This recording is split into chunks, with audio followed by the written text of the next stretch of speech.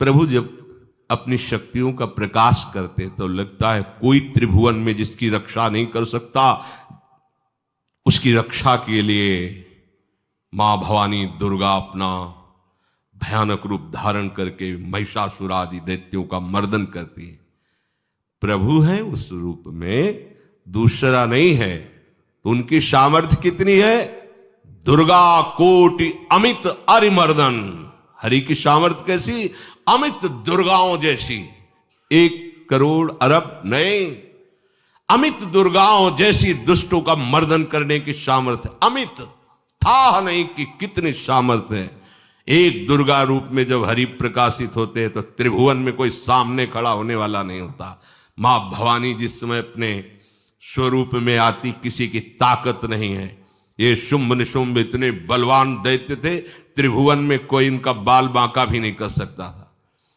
स्मरण किया समस्त देवताओं ने तो भगवान से ही शक्ति का प्रादुर्भाव हुआ।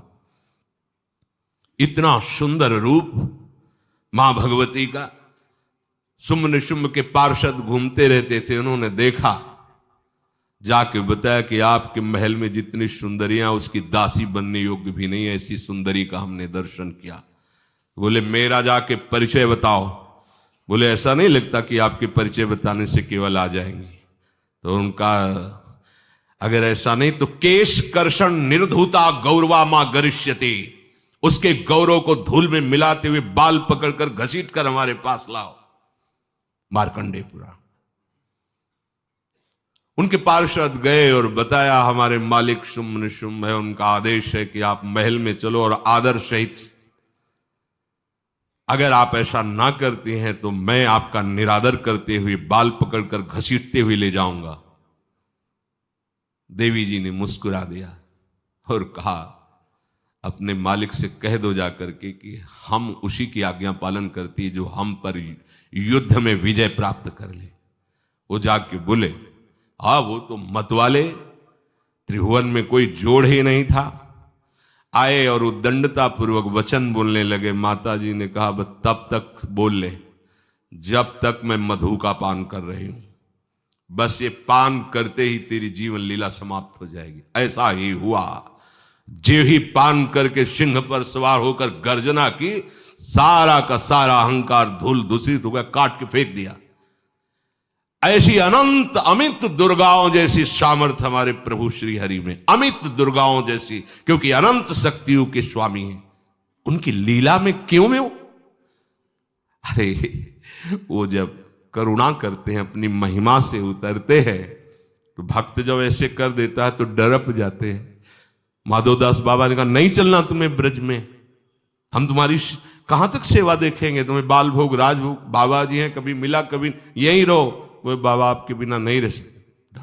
दोबारा बोल नहीं पाए जगन्नाथ। ये सुन करके हृदय बलिहार होता है। ओ ऐसे सामर्थ्यशाली प्रभु अपने भक्त के प्रेम प्रणय पर भी कितना डरते हैं। ये भक्त नाच पड़ता है। ये कुतर्क की, संशय की वृत्ति यहां प्रवेश नहीं करती। दुर्गा कोटि अमित अरिमर्दन। अमित गिनती नहीं, ऐसी अनंत दुर्गाओं जैसी शक्ति हमारे प्रभु में विराजमान है। शक्र कोटि सत सरिष विलासा।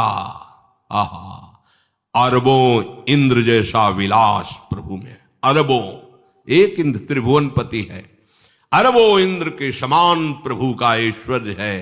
और नवशत कोटि अमित अवकाशा, जिस एक आकाश के लिए गरुड़ जी से कह रहे हैं कि मच्छर से लेके आप तक उड़ते हो पार पाए। बोले ऐसे अरबों आकाश के समान अवकाश है प्रभु में।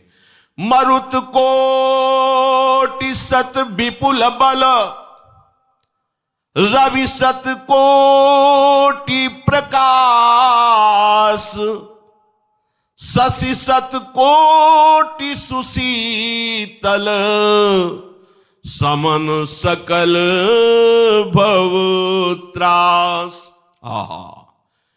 अरबों पवन के समान महान बल है। अगर त्रिभुवन में कोई बल है तो पवन में बल है, वायु बल। बड़े बलवान देवता, बल में इनके समान कोई नहीं। इन्हीं के अंश से प्रकट होते पवन पुत्र हनुमान। और इन्हीं के अंश से प्रकट होते पवन पुत्र भीम, बेजोड़ बलशाली महात्मा। दोनों महात्मा बेजोड़ बलशाली। जेगिर चरण दे हनुमंता, चले उसोगा पाताल तुरंता। जिमि अमोघ रघुपति कर बाना, ये ही भांति चले हनु। किलकार दे तो राक्षसियों के गर्भ गिर जाते थे। ऐसे महान बली हनुमान जी। और भीम का क्या कहना है? जब ये देव पुष्प उड़ करके आया और द्रौपदी जी को दिया गया, तो द्रौपदी जी ने कहा इसका जोड़ होना चाहिए इस पुष्प का। सबसे कहा पर किसी ने नहीं सुना। भीम ने कहा कहीं भी मिलेगा मैं इससे लाएंगे। ऋषियों ने समझाया कि आगे मत बढ़ो, ये यक्षों की भूमि है, युद्ध हो जाएगा और तुम्हें तैयारी करनी है हस्तिनापुर के लिए, और तुम इधर, वो सब दिव्य हैं, पवन पुत्र हैं। किसकी मां ने अपने वेग को बढ़ाया तो महाभारत में पढ़ के देख लो, इनके चलने के वेग से वृक्ष उखड़ उखड़ कर गिर रहे थे। ऐसे जब चल रहे थे तो चलने के वेग से वृक्ष उखड़ जाते थे भीम के। तो हनुमान जी ने सोचा किसी के समझाए तो समझेंगे नहीं, तो आगे पवन पुत्र ही बैठ गए, बूढ़े बानर का वेश लेकर, लंबी पूंछे से। मार्ग में मर्यादा है, किसी पशु को भी नहीं लांघना चाहिए। विवेकवान उपासक ऐसा नहीं कि कोई सो रहा है पशु भी आप उसे लांघ जाए, ऐसा नहीं। जो विवेक है, जो मर्यादा है, वैसे किसी सोते हुए को लांघना नहीं चाहिए। उन्होंने कहा है वृद्ध बानर, ये अपनी पूंछ हटा ले और मार्ग दे दे, इस समय मैं विशेष कार्य के लिए जा रहा हूं। तो उनका जब कह ही दिया है वृद्ध, तो आप समझ ही रहे होगे कि वृद्ध में क्या ताकत होती। अब मेरी ताकत पूंछ हटाने की नहीं रह गई है, आपने तो वृद्ध ही कह दिया है, तो आप समझ रहे हो ना, आप पूंछ हटा लीजिए। कहा हमारी आज्ञा की अवहेलना करे, ऐसे उठी नहीं, दोनों हाथ लगाया, नहीं उठी, पूरी ताकत लगा दी। पवन पुत्र भीम की पूरी ताकत लग गई, पूछ जरा से भी नहीं ली। हाथ जोड़ के खड़े बोले हम समझ गए हमारे बड़े भ्राता आप हनुमान जी हैं, क्योंकि ऐसा कोई बानर सृष्टि में पैदा नहीं हुआ कि मैं उसकी पूंछ ला हिला सकूं। मैं समझ गया। तो मुस्कुराए और बैठ के बोले हमारी आज्ञा मानो, इस मार्ग में मत जाओ, ये देव मार्ग है, ऐसे ऐसे सिद्ध है कि आपका अपराध बन जाएगा, आप शाप से युक्त हो जाएंगे, इसलिए मैं आपको मना। बोले प्रभु जब आप कृपा करके आए हो तो हमें वो रूप दिखा दो जो लंका में आपने रूप दिखाया। बोले मत उस बात की चर्चा करो, रहने दो। बोले प्रभु एक बार देखना चाहता हूं कि मेरा बड़ा भाई कितना बलवान है। हनुमान जी ने कहा फिर देख लो। कनक भूधराकार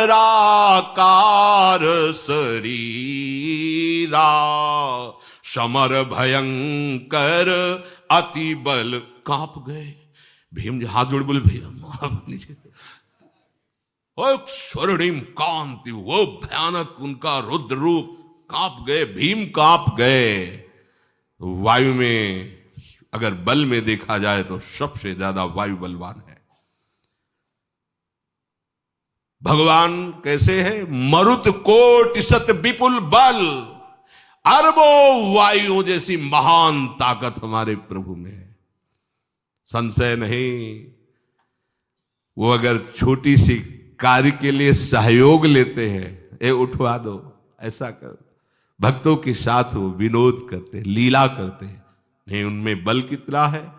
ऐसे पवन पुत्र हनुमान जिनके चरणों को ऐसे गोद में लिए रहते हैं।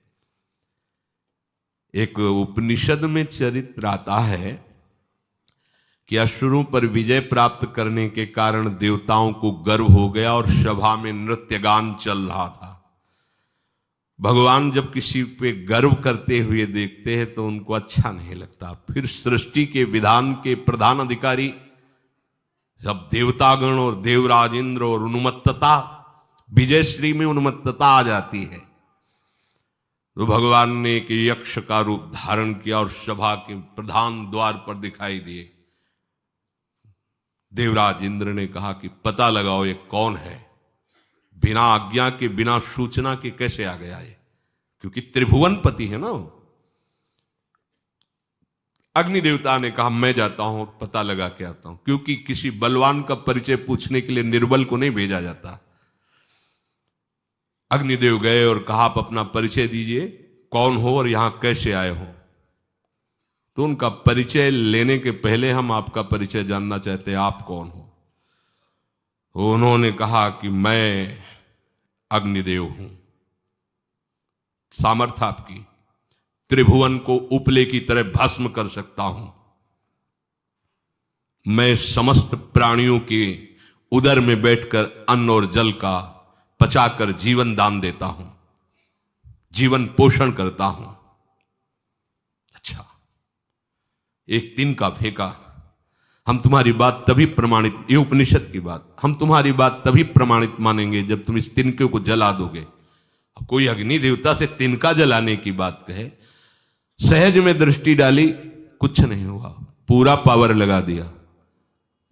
यक्ष जी ने मुस्कुरा कर कहा तुम तो कहते थे पूरे त्रिभुवन को उपले की तरह जला दूंगा, अब गिरीवा झुकाई पहुंचे। देवराज इंद्र ने कहा कौन है। बोले असमर्थ रहा उनका परिचय जानने में, वायु देवता। आप अपना परिचय बताइए। आप अपना परिचय जो आए हो तो हमें पहले बताओ, तब हम अपना परिचय दें। तो उनका मैं महान देव वायु हूं। बल आपका, संपूर्ण जीवों का जीवन हूं। अगर मैं रुक जाऊं तो एक भी क्षण सृष्टि टिक नहीं सकती, क्योंकि सब वायु से जीवित है। और मैं पूरे ब्रह्मांडों को तिनके के से उड़ा सकता हूं। ये तिनका है, उड़ाओ। पूरी ताकत लगा दी वायु देवता ने, तिनका नहीं उड़ा। ग्रीवा झुकाई, वापस चले गए। अब देवराज इंद्र उठे, जे ही नजदीक पहुंचे यक्ष अंतर्धान हो गए और देखा साक्षात ब्रह्म विद्या, दूर से मूर्तिमान ब्रह्म, और डांट लगाई कि तुम उनसे संभाषण करने योग्य भी नहीं हो, क्योंकि तुम सबसे बड़े सिंहासन पर बैठे हो और अहंकार करते हो। तुम्हारे देवता सब सामर्थ्यहीन है, एक तिनका भी अग्नि नहीं जला सका, एक तिनका भी वायु नहीं उड़ा सका। अरे जिनकी शक्ति से शक्तिमान वो भगवान स्वयं आए हुए थे, कांप गए देव। अहंकार मत करो, जाओ। भगवान के बल से तुम विजयी हुए, देवताओं के बल से नहीं। देवताओं में जो शक्ति है वो उन्हीं के अंश से आई हुई है। अरबों वायु के समान महान बलशाली हमारे श्री हरि, अरबों सूर्यों के समान उनका प्रकाश, अरबों सूर्यों के समान प्रकाश, अरबों चंद्रमाओं के समान सुशीतलता, समस्त भयों और दुखों का नाश करने वाले प्रभु श्री हरि। काल कोटि सत सरिसती, दुस्तर दुर्ग दुरंत, धूम के तु सत कोटि सम, दुराधरस भगवंत। अरबों कालों की सामर्थ्य, अरब नहीं अरबों कालों की सामर्थ्य भगवान, एक काल अनंत ब्रह्मांडों में तांडव मचाए रखा है। अरबों काल, अमित बलशाली, अत्यंत दुस्तर, दुर्गम, दुरांत। कौन? प्रभु श्री हरि। अरबों धूमकेतुओं के समान अत्यंत प्रबल सामर्थ्यशाली प्रभु, अगाध सत कोटि पताला, शमन कोटि सत सरिष कराला, तीरथ अमित कोटि सम पावन, नाम अखिल अघ पूग नशावन। कितने अथाह हैं प्रभु। बोले अरबों पाताल से भी बढ़कर, अरबों पाताल से भी बढ़कर गहरे हैं, कोई था नहीं पा सकता। कितने भयानक हैं, अरबों यमराजों से भी ज्यादा भयानक प्रभु श्री हरि हैं। अनंत कोटि तीर्थों को भी पावन करने वाले परम पवित्र जिनके श्री चरण है, वो तीर्थपाद श्री हरि हैं। अनंत तीर्थों की उनका नाम ही संपूर्ण विश्व के पाप समूहों का नाश करने में समर्थ है। हिमगिरि कोटि अचल रघुवीरा, सिंधु कोटि सत समगंभीरा, कामधेनु सम कोटि। आहा, देखो अब किसके सामने तुम्हें हाथ पसारने की जरूरत है? समझो, अगर अपने प्रभु को जान जाओगे, समझ जाओगे, तो फिर कहीं इधर उधर झांकने की जरूरत नहीं, किसी के सहयोग की जरूरत नहीं। कैसे प्रभु? ऐसे वो स्थिर हैं कि जैसे तूफान चल रहा और हिमालय का आश्रय ले लो तो डरने की जरूरत नहीं, कोई भी तूफान हिमालय को उखाड़ नहीं सकता। ऐसे ही कह रहे हैं, अरबों हिमालयों जैसी स्थिरता प्रभु श्री हरि में है। अरबों समुद्रों के समान गंभीर है। कामधेनु सत कोटि समाना, सकल काम दायक भगवाना, सारद कोटि अमित चतुराई, विधि सत कोटि सृष्टि निपुणाई, विष्णु कोटि सम पालन करता, रुद्र कोटि सत सम संघरता।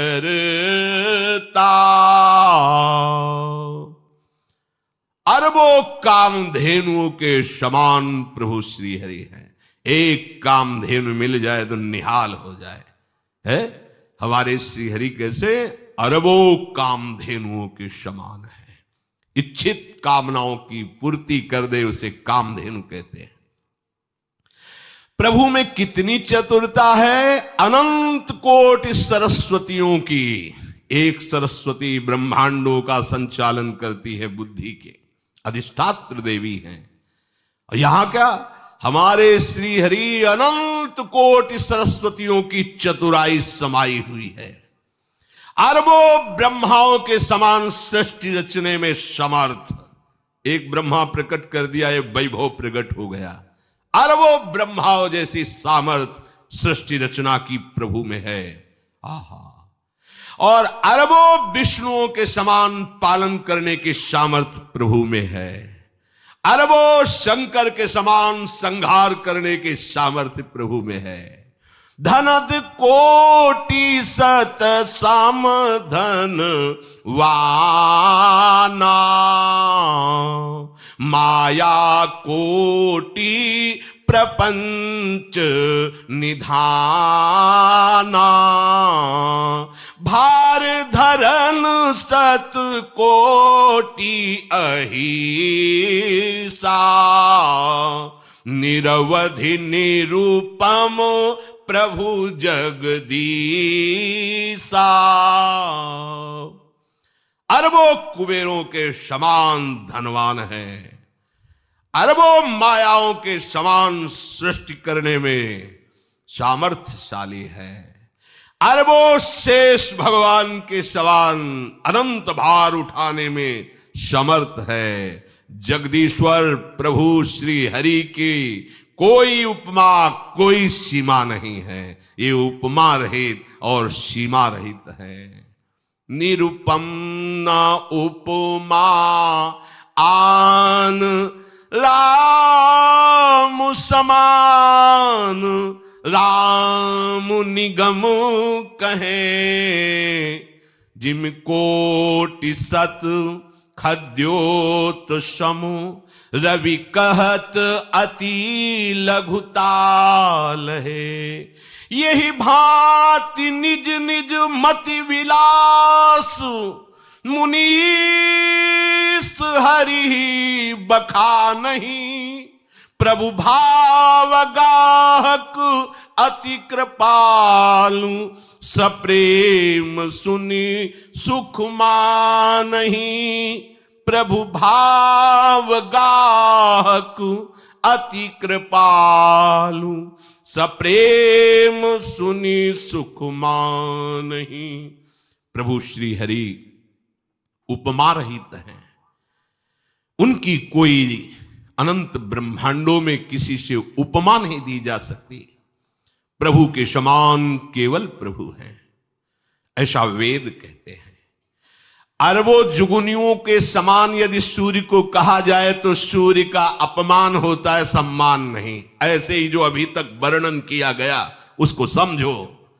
अरबों जुगनुओं के समान यदि सूर्य को कहा जाए तो सूर्य की प्रशंसा नहीं, एक तरह से अवहेलना है। आहा, इसी प्रकार अपनी बुद्धि के विकास के अनुसार मुनीश्वर, अपनी बुद्धि के विकास और प्रकाश के अनुसार मुनीश्वर प्रभु का वर्णन करते हैं। गुण महिमा नाम बल पर थाह कोई नहीं पाओ, आज तक कोई थाह नहीं।